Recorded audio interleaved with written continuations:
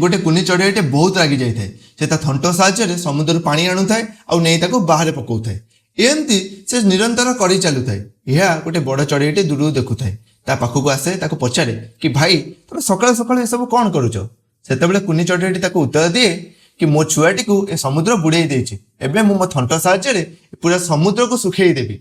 सेतेबेले बड़ चढ़ेईटी अट्टहास्य करे कहे तू एते क्षुद्र जीव ए विशाल समुद्र को सुखिया कथा भाभी पारलु केमिति।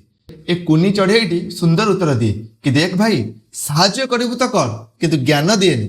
ए सब सुनी से बड़ चढ़ेईटीर से कुनी चढ़ेई उपर दया आसे से ताको साहाय्य करे।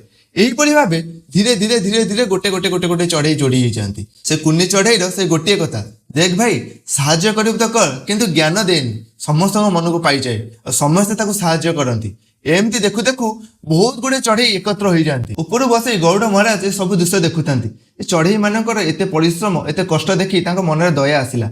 से भी मनस्थ कले कि मर्त्य को आसी से चढ़ईटी को साहाय्य करेंगे।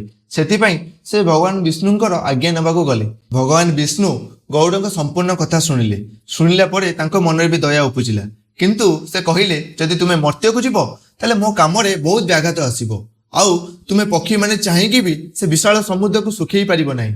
यह शुणी गौड़ महाराज बहुत सुंदर कथाटी कहले देखंतु भगवान जदि पारुचंते हमको साहाय्य करंतु किंतु ज्ञान दियंतु नहीं। गौड़ଙ୍କ ठारू ए कथा शुणी भगवान मन में भी आसिला कि पक्षीटी को साहाय्य करिवि।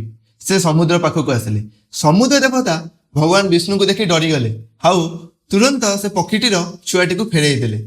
तेबे एही कहानी हमको की शिक्षा मिले क्षुद्र जीवटी हो पछे जदि से निरंतर प्रयास कर चले जिद्दे अटल रहे भगवान को भी साहाय्य करने को आसवाक पड़े। आम जीवन में बेले बेले केवल साहाय्य ही चाहूँ उपदेश नुहे। जय जगन्नाथ।